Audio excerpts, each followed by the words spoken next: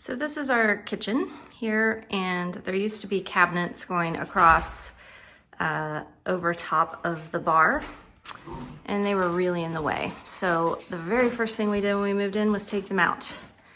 And then Jay had to fix the side of this cabinet because it was raw. Is that the best way to explain it?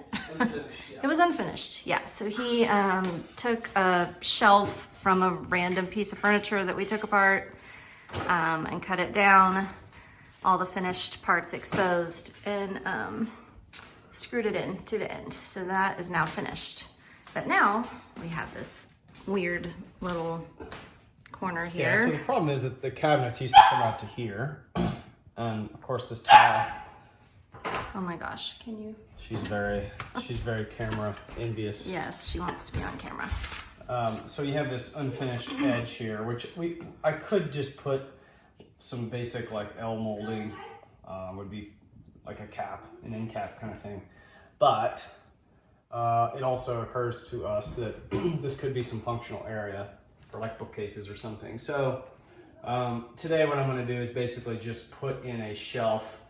And I need to put it, it's going to have to be either triangular or let's say rounded, like cut as in a round. I was planning to just do a straight cut. The reason is because I have another board like this that matches this one that has a, let's call it a finished edge. And so my thought was that if that finished edge starts here, connects to that corner, and then sits on top of that tile, and then I would also install a supporting piece here that would support, you know, the back portion of the shelf. Go. All right. So this is the piece of wood that I was describing.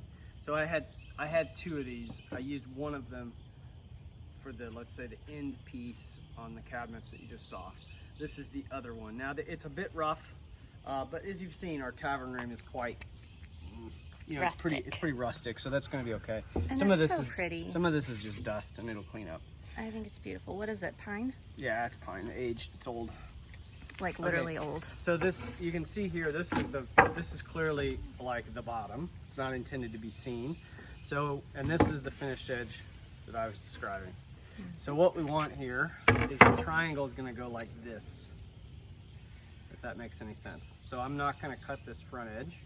We're just going to cut the proper triangle into place, and then it should just sit right in. So the first step here is just going to be to measure how deep the shelf needs to be.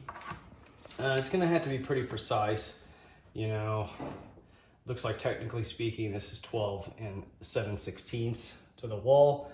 I'm probably going to make it an extra 16th just for a little wiggle room. So I'm going to make it 12 and a half. I believe 12 and a half on this side is going to be good. Yeah, it's going to overhang this tile by about 1/4 of an inch, which I think is good. You don't want it to end flush. That's a little weird. Yeah, I know. I have it turned off. Day in the life. Okay. So basically we have a perfect square. Let's say we have 12 and a half extending to this direction and 12 and a half to that direction. So basically it's a 1-1 square root of 2 triangle for those of you that are in geometry at this moment. Okay, so let's go outside. I've got the piece of wood ready, and we're going to start measuring it up. All right, so now we're back inside, and I have a couple tools here that I'm using to check this corner. So this little guy is just a real cheap way to measure angles. Of course, it's more suitable for smaller angles, not smaller angles, but small areas, because you can see this is only, what, 2.5 inches long or so. So I can put this in here, and it looks to me, it measures basically like 89 degrees. So it's 1 degree off of, let's say, perfectly square.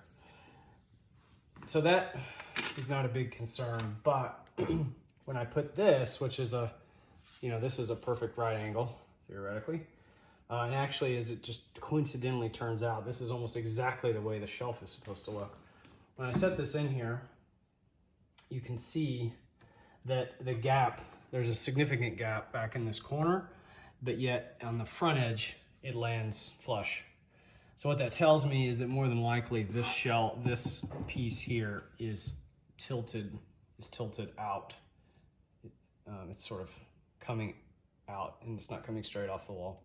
So, so what we're gonna do, I've thought about this a bit. What we're gonna do is actually cut the shelf, kind of like in a previous video where we cut the door intentionally not square because of the situation. This makes sense to do that here also. So what I want to do is get a sense for how big that gap is, and I actually can't really tell. I'm gonna say it's either 3/16 of an inch or it's a quarter, something in that realm. So I might just shoot for a 1/4 inch. So what we'll do is on this back corner, we're gonna cut it a 1/4 inch longer than I had originally anticipated. And we also have to make sure that that corner is not square, which is going to be, I'll show you how we'll do it. So on this side, as it turns out, this is exactly what I was imagining. I was imagining this shelf piece overhanging the tile by, you know, let's say 3/16 of an inch roughly. But as I look at this, I actually like the way that this ends before this front edge, as opposed to trying to land right on the edge. It's going to be easier to land before. So what I want to do is actually measure where that is and adjust my, so that's 12 1/4 inches. So instead of 12 1/2, which is what we were planning to do before, we're going to do, we'll do 12 1/4. So I think because my memory is not as stellar as it used to be, I'm going to sketch out what I am imagining, because this is one of those deals where it can get confusing pretty quickly. Okay, so we have a shelf that looks like it's a triangle basically. This distance here, from here to here, we want this to be 12 1/4. Okay. It's going to have, so this will also be 12 1/4, but, and I'm going to exaggerate the drawing, there's going to be a little piece that extends beyond the square along the back wall that is another 1/4 inch. Oh, my penmanship is so bad. So this back line is actually going to be 12 1/2, but it's not going to be, the excess is on this side, not on this side. That's the point. So I think the easiest way to do this actually will be to take this square, and again, it's just purely coincidence that this square is like the perfect size, but I literally can just set this square on our piece out there, put this edge, align it to the front edge of the wood, trace these back 2 lines, and then add a 1/4 inch here and trace that second line. And then those will be, and then the new line here, and then this back line will be our cut lines. And that'll basically be it. Once that piece is cut, installing it is super easy. So we'll go out and get her done. I'll take my grocery list and we'll go out there, see if we can't figure it out. We're back outside, beautiful fall morning. I'm only disturbing half of the neighbors in the neighborhood.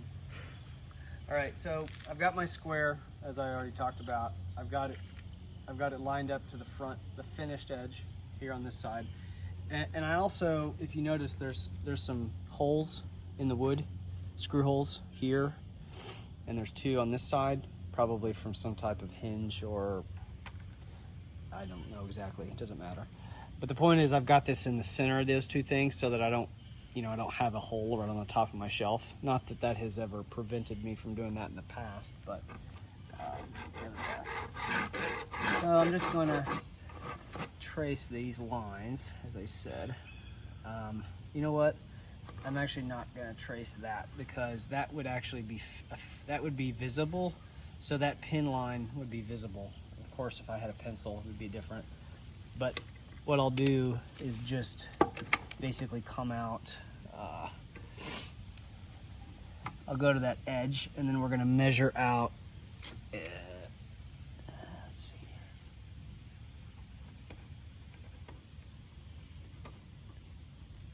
And I kind of like these little blunt noses here. We can do that. We can mimic that. Okay, so I can just make sure I know where that edge is. All right, so there we go. So what we're gonna do is come off a 1/4 of an inch from there to here. Okay, and then we want to connect. Let me get something longer. Then we want to connect this edge to that.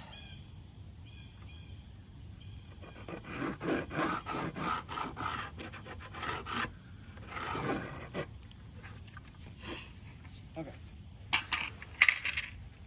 So essentially what we have here is we have an out of square. So you can see that this line right here specifically, this is out of square. It's squared up on the front edge, but then it slowly comes out of square in this back corner, which is exactly what was happening on the cabinet, which is what we want. So at this point, it's just a matter of cutting it.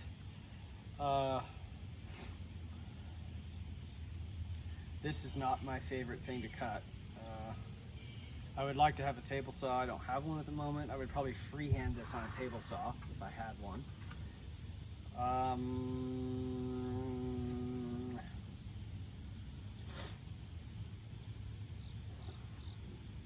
Yeah, I think I'll just freehand this on a circular saw. I don't think I really have a lot of options, to be honest. I have a jigsaw, but jigsaws are even more unpredictable than circular saws, in my opinion. So we'll just lock this guy down here.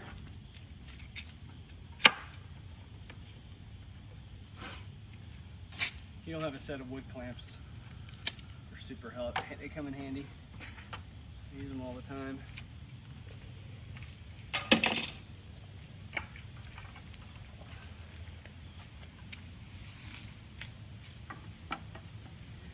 Yeah, so in this case, we're basically just going to run the saw along this pin line, the pin mark, and then I'll worry about trimming these front edges separately.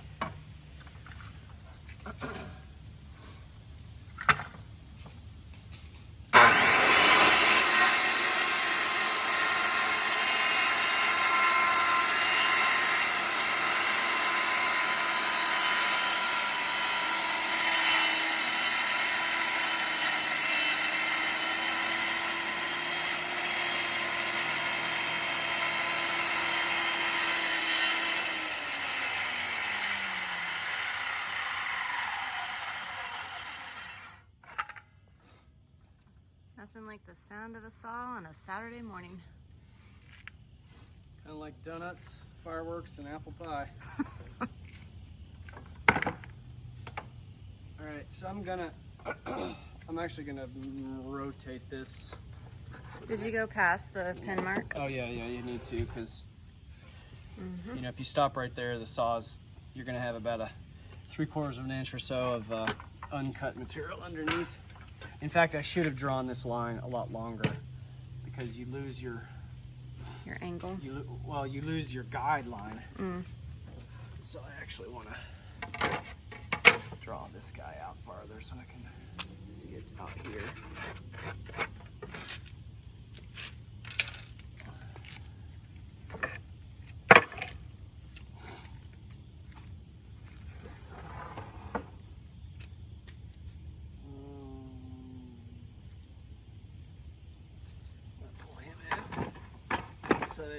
So that the sawhorse is underneath the material that's getting ready to get cut out.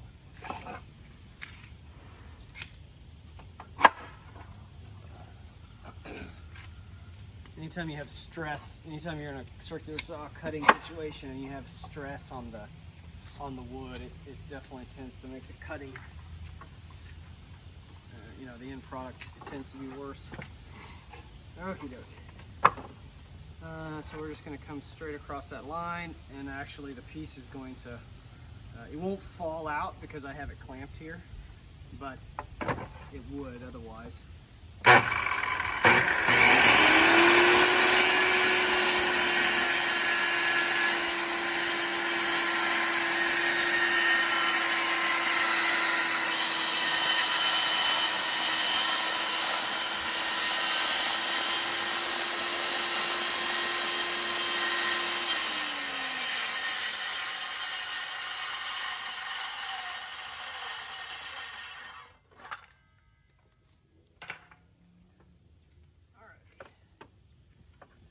There's our piece. Ta-da!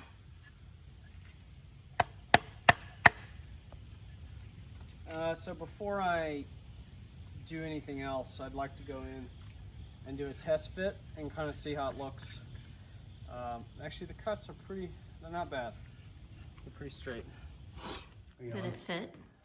All right, so we're in here doing a test fit, and it is, you know, almost like more perfect than I could have ever hoped for. Which is a miracle. In fact, without trying, you can see it literally stops right at the edge. So I can, it just occurred to me that if I do chip off that front corner, like for aesthetic reasons, that edge is going to be raw. It's going to look like this. So it might actually be better to just leave it because it looks fine like this. I'd say just leave it. That looks pretty good, actually. Well, it looks like it's meant to be there because it matches. Okay. So at this point, the decision I need to make, I actually don't need to do anything more on the shelf. The decision I need to make is where to stop the support piece because I don't want it to come all the way out here. That's going to look weird. So probably want to undercut it a certain amount. I would say, I don't know, I'm going to say probably about where my thumb is going to be, because from a support perspective, it's not important. It's not critical that it come all the way out, right? From a weight bearing perspective, the back half is the more important part. So I'm gonna just grab my tape measure real quick. We're back. So I don't really need the shelf up there. I'm just kind of looking. So this is about 11 3/4 of an inch from the tile to the edge. I'm thinking we can probably stop at about 3 inches before. So I'm gonna go 9 and maybe 8 3/4. So it'll be 3 inches from this front edge, and that'll definitely be sufficient. Okay, so I think I'm just going to use the same front edge, because even though that piece is going to be sort of hidden, it is going to definitely be visible. Like if I was sitting down at the table, the kitchen table, the tavern room table, looking over, I would definitely see that edge. There's a child. It's the wildlife. It's the wildwood wildlife. So what I want to do actually is just cut a piece of this off. I'll just cut a straight piece off, and we will use that as as our piece. The support piece. Once I get the piece cut, what's called a rip cut, where you cut along with the grain, then I can use my miter saw to trim it to size. All right, so what I'm going to do is just cut this piece off the front right here. I'm just going to measure 3/4 of an inch in from the edge, and then just connect the lines.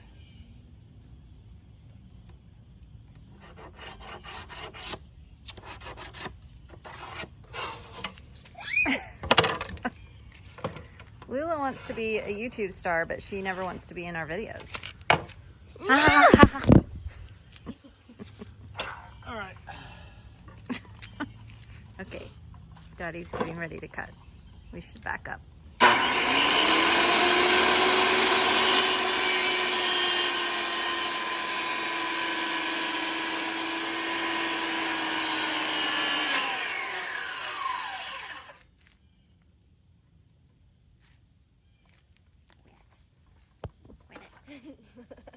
Hi. right, let's try it again. Go Go do your chores.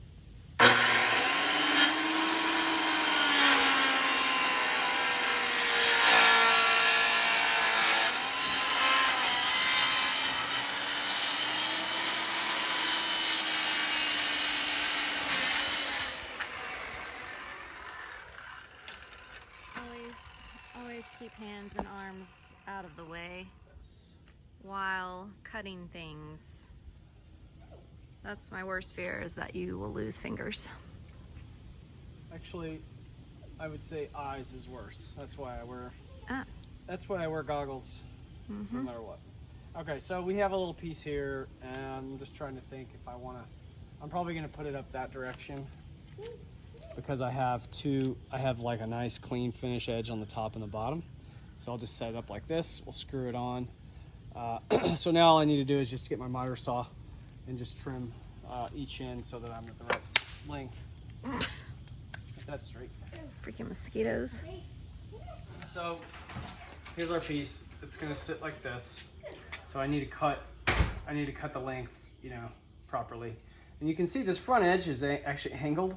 I actually think I might just leave it like this, and we can put a little polyurethane or something on it to make it match that. Not that it matters. So what we're gonna do is just measure. I'm actually, because I have that bevel cut on there, I'm gonna go 9 1/4. Even though I was originally planning to do 9. So we're just gonna come back here to 9 inches, 9 1/4. And then of course, miter saw, probably the tool I use more than anything else. Oh gosh, are you getting ready to cut? There's you can see there's a laser guide. So you basically just set the thing right on the laser. You didn't put your goggles on. Oh, you're right. All right, so there we go. We've got our piece. Now it's just a matter of installing it, which I will show you how to do quickly. Okay, what? I'm just doing a test fit, and yeah, it fits well. So everything's gonna be fine. So what we want to do is install this. I'm a big believer in drilling pilot holes because I've had so many issues with wood splitting. I don't. So this is only going to need 2 screws for sure. So I'm just going to drill. Let me see here.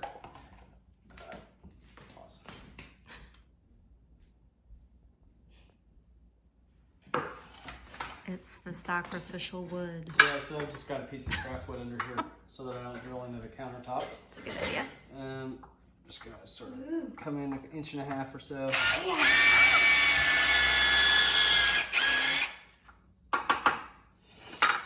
Do the same thing on this side.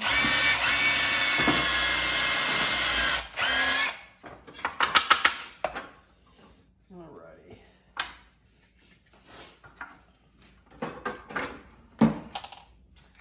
And then I gotta figure out what screws I want to use. It can't be too long, otherwise it's gonna pop through this. So it needs to be, this is 3/4 inch thick. I would say 1 inch, 1 1/4 would be perfect. Wait, what? That didn't make sense. Oh, right, because it has to go into the cabinet. It's gonna go there, and if the screw's too long, it's gonna come through there. Right. So I don't keep a lot of screws that length. So I need to kind of find something that's.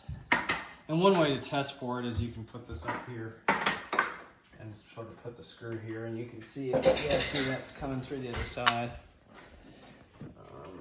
This one, woo, that one will work, but it's definitely can't be any longer than that. Because it has to go into the cabinet, Yeah, it's gonna go into the wood. but you don't want it to go all the way through it. Correct. Right. There's a robber in the house. Oh no. See? Mm-hmm. I gotta reload this one. I gotta reload this one though. This is going to be a very interesting video. Yes, Well, this is our life. This is what we do on Saturday morning. We build things and we put dishes away And we destroy things with guns. and we destroy things with guns. Not real guns. Oh yeah.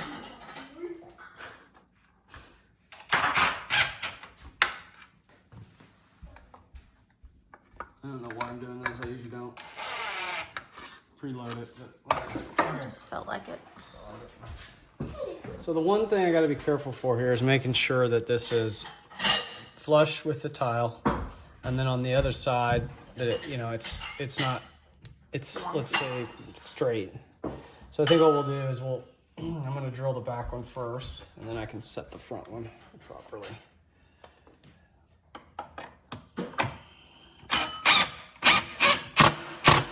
Oh, that's a bummer. See there? Mm-hmm. That actually is the reason I drilled the pilot hole. What happened? Is your screw too big? Yeah, the pilot hole was too small for the size of the screw. Now, I will say I think we're gonna just leave it. Do you want to take these for a walk? But is it Yeah, sure. but stable? You get it. Huh? Yeah, I think it is. I think it's okay. And I think once this is on here, I mean, I don't know. Maybe one day I'll fix it, but I think for today it's gonna be okay. But what I am gonna do is drill a larger pilot hole for the front part of it. Oh gosh. That splitting thing is definitely an issue. It's always something you gotta be cautious of, because on these smaller pieces like this, I think I just went through the side. It's all right.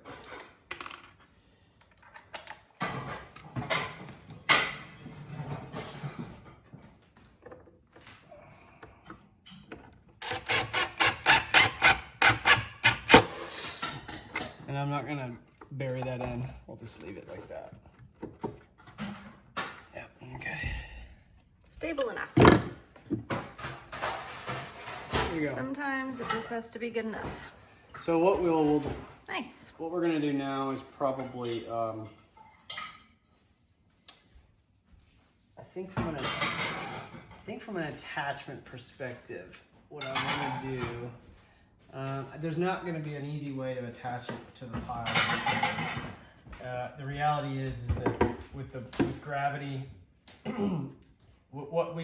don't think it's that big of a deal that it's not attached here. But I am going to drill. Drill two small screws, maybe just one actually, sort of in the middle, to just keep it on, so it doesn't kind of come off accidentally. I'm probably gonna go in. I should have want to go on an angle.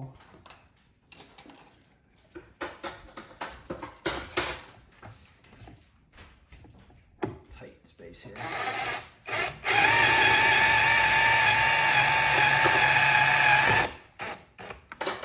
Where's the pooper scooper?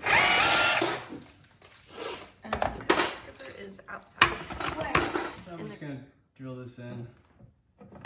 I think we're fine. I don't think it's gonna split.